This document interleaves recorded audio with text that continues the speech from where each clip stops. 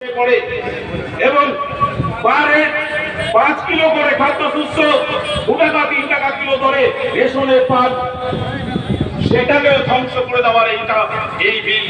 Total যদি ration ব্যবস্থা বন্ধ হয়ে যায়, আপনারা এলাকায় যদি আমরা চোখ ঘুরিয়ে দেখি, আপনারা চোখ ঘুরিয়ে দেখেন, এরকম অনেক পরিবার আছে যারা রেশনের দোকানের দিকে তাকিয়ে থাকে, কবে আমি চাল পাবো, কবে আমি আটা পাবো, কবে আমি চিনি পাবো, তাহলে সেগুলো নিয়ে এসে বাড়িতে রান্না করে ছেলে মেয়েদের খাওয়াবো, আমি দুটো খেতে পাবো।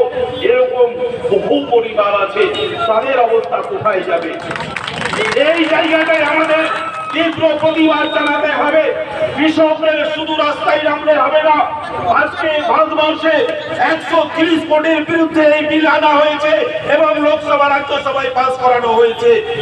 তাই কৃষকদের হয়ে একটা বিড়ি শ্রমিক থেকে শুরু করে, একটা লেবার কুলি মজদুর থেকে শুরু করে, হিন্দু মুসলিম জয় খ্রিস্টান থেকে শুরু করে সমস্ত বর্ণের মানুষকে আজকে বিলের বিরুদ্ধে রাস্তায় নামতে হবে। যদি না নামা যায় আর এই যদি আইনটা কার্যকরী হয়ে যায়, তাহলে গোটা ভারতবর্ষে খাদ্যের অভাব তৈরি হবে। প্রতিদিন পরিবারে খাদ্যের জন্য ছুটে বেড়াবে, তার ছেলে মেয়েকে খাবার দিতে পারবে না। কারণ দেখা যাবে আজকের দিনের 25-30 টাকার চাল 200 টাকা কিলো করে দিয়েছে আম্বানিরা বা আদানিরা। তখন আপনার আমার পরিবার, এলাকার সাধারণ খেটে খাওয়া মেহনতি মানুষের পরিবাররা এই 200 টাকা 300 টাকা কিলো দরের চাল কিনে নিয়ে এসে বউ বাচ্চাদের খেতে দিতে পারবে। এই ক্ষমতা কিন্তু মানুষের সংখ্যা খুবই কম ভারতবর্ষে। এই জায়গাটাই আপনাদেরকে প্রতিবাদের সামিল হতে হবে এবং এই আন্দোলন আরো তীব্র আকার ধারণ করতে হবে। কারণ বিগত সময়ে আমরা দেখেছি, এই নরেন্দ্র মোদী যখন ল্যান্ড বিল পাস করেন, ল্যান্ড বিলটা কি ছিল? জমিদারি প্রথা, অর্থাৎ জমিদারি প্রথা আবার আরম্ভ করতে চেয়েছিলেন। যখন গোটা ভারতবর্ষের কৃষকরা রাস্তায় নামলো, যখন ভারতবর্ষের মানুষ রাস্তায় নেমে আন্দোলন করলো, তখন এই বেহায়া অপদার্থ নরেন্দ্র মোদী ল্যান্ড বিল ফেরত দিতে বাধ্য হয়েছিলেন। ল্যান্ড বিল পাস করানোর পরে ঐক্য করতে বাধ্য হয়েছেন আমাদেরও দৃঢ় বিশ্বাস জাতীয় কংগ্রেসের নেতৃত্বে। আমাদের প্রদেশের সভাপতি, পরিষদীয় দল নেতা সাংসদ অধীর রঞ্জন চৌধুরীর দৃঢ় বিশ্বাস আছে, রাহুল গান্ধী, প্রিয়াঙ্কা গান্ধীর দৃঢ় বিশ্বাস আছে যে আমরা আন্দোলনের মাধ্যমে ল্যান্ড বিলের মতোই নরেন্দ্র মোদীকে, বিজেপি শাসিত কেন্দ্রীয় সরকারকে এই বিল প্রত্যাহার করতে বাধ্য করব। এই বাধ্য করার জন্য যে জনসংযোগ, যে জন আন্দোলন দরকার, যে সমস্ত শ্রেণীর মানুষের অংশীদার দরকার, তার জন্য এই প্রতিবাদ সভা সকলকে অংশগ্রহণ করার জন্য, সকলকে এই বিল সম্পর্কে অবহিত করার জন্য।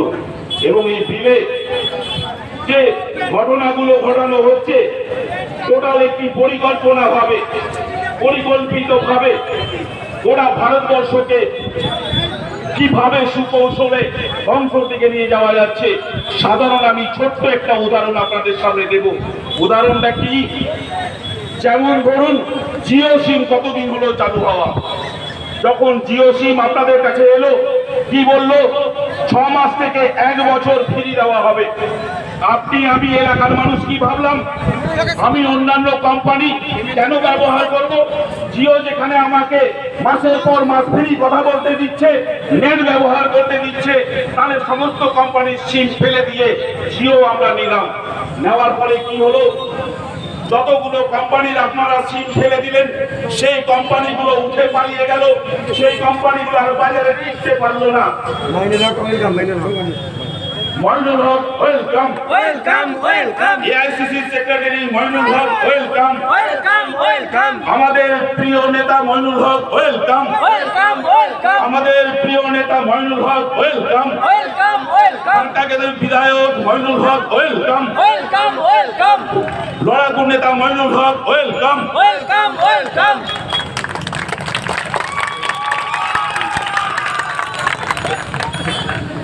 যে কথাটা বলছিলাম, তাতে পরবর্তীতে আজকে কিন্তু সেই জিও আপনার পকেট থেকে টাকা বের করছে।